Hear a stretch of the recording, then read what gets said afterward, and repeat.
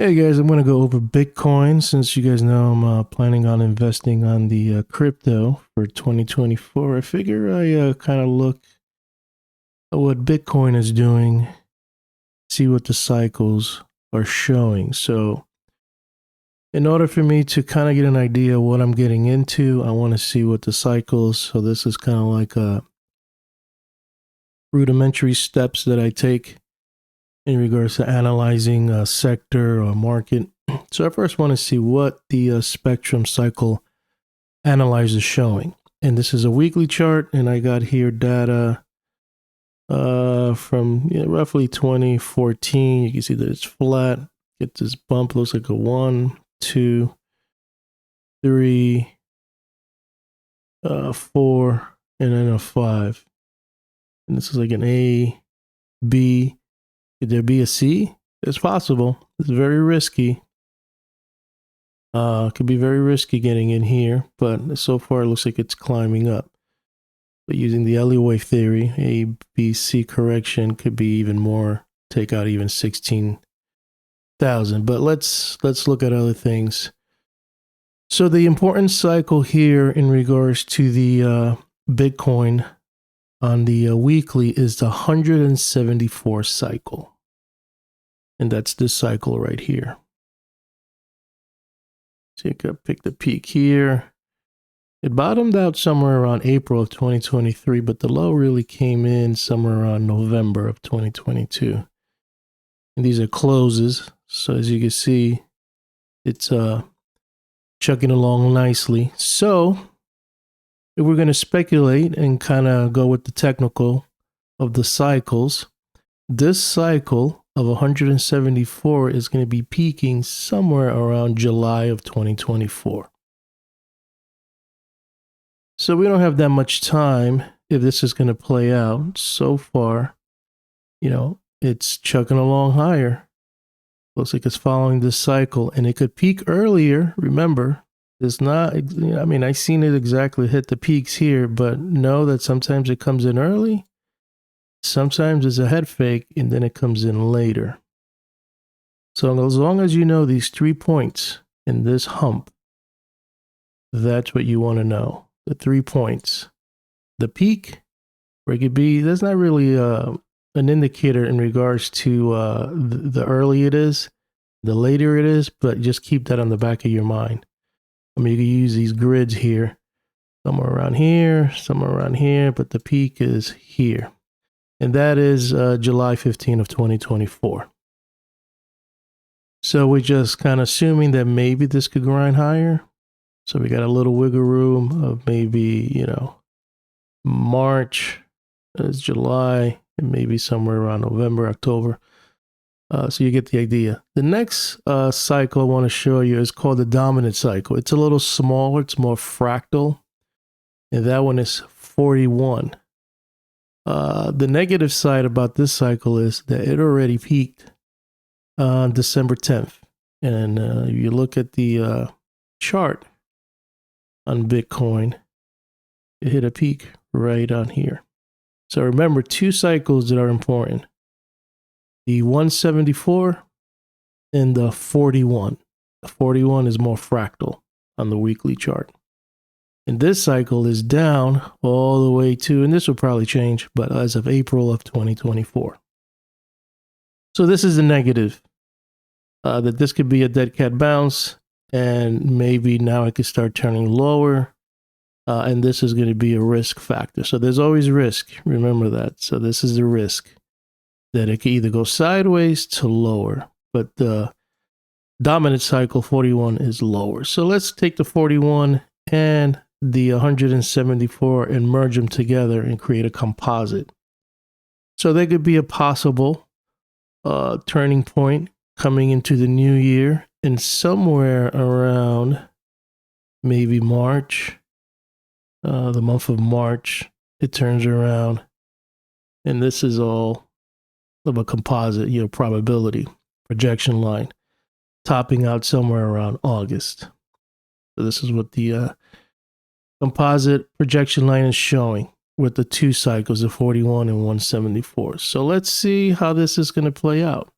But so far, this is what the weekly is showing. And you got a couple of dates, a couple ideas, but the weekly is definitely up. So that's positive. Now, if there is going to be a turning point and we start seeing lower lows and lower highs, it could be that 41 is kicked in and it's going to play out. So you have two options here, or it could go sideways. But just know that, this is what the projection line is showing, that there could probably be a little turning point here or a correction, and then maybe resume the trend higher. So dates you want to keep an eye on for the month of August on 2024, and on the 174 on July. So July and August. And if you want to go fractal, just using the 41, you want to keep an eye out for September. The July, August, and September for possible swing highs. And not ignoring that you got this hump here where it could be anywhere between July, it could be August, September, or it could come in early in April, May. Let's go look at the daily and see what the daily chart is telling us. Okay, so here's a chart of Bitcoin from the daily chart and daily closes. And I'm using data, from you could say 2018 to current prices as of today. And you can see that there are two cycles here. One is the 260, which is this one. And this one looks like it's peaking somewhere around January of 2024. And then the cycle goes down. So you can see sometimes when it hits the peak, it just kind of goes sideways. So when it was down, it really didn't go down. It just went sideways. And then when this low kicked in, it got another leg higher. So it could be, the same thing, same pattern. Could using probability could play out, but we don't know. Hit a peak here in January and go down, and we could just go sideways until this one bottoms out and goes up. But remember, this is the daily chart. So this is the 260. So there's a little more wiggle room, but we're going to run out of time there. And then the cycle goes down. The next cycle is 197. And this one is called the dominant cycle. It's a little, it's up there equally, but maybe the Bartel, it's not as strong as the 260. The 260 has a Bartel of 88.72. This one has 197 has a Bartel of 73.97. But the strength is a little stronger on the 197. It's a 16.73. And the 260 has a strength of 13.44. So there's pros and cons to these two cycles. But this one already peaked as of December 18. And you can see that we have a failed new high right here. Let's open this up. And these are closes, so these are not spikes. So we have a failed new high. Now, what you want to watch out, if we take out 41. If we take out that low, it could probably start making lower lows and lower highs. And this cycle bottoms out in March. So taking the 197 and the 260 cycle and compositing them together, you see that we hit a peak around December 31st, and this cycle goes down on April 18th. So you know what the weekly cycle is showing, that the bigger cycle is up, the fractal is down, which is the 41, and the 174 is up. And then when you come to the daily, you get a composite that we just hit a peak, and now this cycle goes down into April. So remember these things. The 260 is going to be hitting a peak in January. So the 197, we already hit a peak. So is it possible we could get a little correction? It's very possible. And the reason why I start off with analyzing Bitcoin, because, Bitcoin is pretty much the leader of the pack. So if I'm going to be investing on these smaller crypto, maybe might not be a good time if there's, lower highs and lower lows and the turning point just came in. It's not wise to, money to, for speculation if this daily cycle is going to take over. Maybe somewhere around March or April. We're probably better to get in, but I'm just kind of brainstorming, looking at the game plan and looking at the pros and cons and just kind of seeing what the cycles are showing. But this is what it's showing, and it doesn't look too promising on the daily, which is the shorter time frame. But the weekly looks like it wants to go higher. So what you want to do is now you have to lean towards price action. Price is king. Price is going to do what it's going to do. And if it's going to continue trending higher, even while the daily cycles are down or maybe go sideways, I prefer sideways, or maybe, it doesn't matter. If it wants to go lower, probably better for me. I could get in at better prices because I want to ride this wave higher. But you have to kind of have all these, cycles and things and scenarios, in the back of your mind. And not kind of lean on one side, just be very open-minded that there could be, different outcomes here. But we know in regards to cycle analysis, this is what it's showing. And we just got to follow price action and see where, the probabilities where this is going to go. Now, the next thing I'm going to show you is going to be the seasonality chart and see maybe we could get some clues on the seasonality of Bitcoin and see what it's showing there. So this is a seasonality chart I'm using on Bitcoin percent of months in which Bitcoin closed higher than it opened from 2019 to 2023. And we're using a 5-year. And so far it's showing that October is pretty strong. And February and March are pretty strong. And that's what the seasonality is showing. So we don't really have that much data. The next would be 10 years. And we are already maxed out. And you can see that February is pretty strong, and then October comes in second. So that's what this seasonality chart is showing. So we take what they're giving us regards to data. Just keep that on back of your mind or make some sticky notes that February and October are pretty strong on Bitcoin. Here's another seasonality chart I like to watch on Bitcoin. Excuse me. And we have... Let's look at what has happened already this year.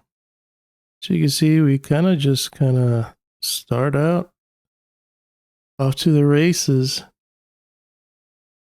Somewhere around February, gets a little toppy. We went sideways, did another leg high into February 20th, pulled back into March 10th, and then rally. So that's what happened this year, actually. So tomorrow will be New Year's. So this video is of Sunday, December 31st. Whenever you watch it, this will probably be in the past. So let's look at the 5-year and see what happens. The 5-year, we hit a peak. And you see that people maybe lock in profits or whatever. And around January 23rd, within 5 years, it hits a peak. Around February 17th. It pulls back, it kind of goes sideways, and then from March 15, it gets a leg higher. So what we just did recently this year, March 10th, we made a low in March 15, and within a 5 years, anywhere between March 10, March 15, then it starts going higher. Let's look at a 10-year. You can see it just kind of goes a little more sideways, somewhere around January 23rd. It gets a nice little bump to February 20th, 17th to the 20th, and then it kind of pulls back kind of sideways to lower until March 15. So the 5 and the 10 kind of line up together. And remember that March 10th, that's when we actually made that low or close and then started grinding higher. Lastly, 15-year. It's pretty much as the same as the 10 years. So nothing's really different there. So we could just use the 5 and 10. And that's what we have. Just kind of maybe a pop, maybe lower into January, a nice little pop into February. And we already know that February, in regards to seasonality, is stronger. and this confirms it. So maybe wait for a sell-off, which would be nice if it sells off, because then I could get some stuff even cheaper of the ones I'm looking to trade, and keeping in mind the seasonality and all that, and the cycles that with the weekly and the daily. January is kind of toppy.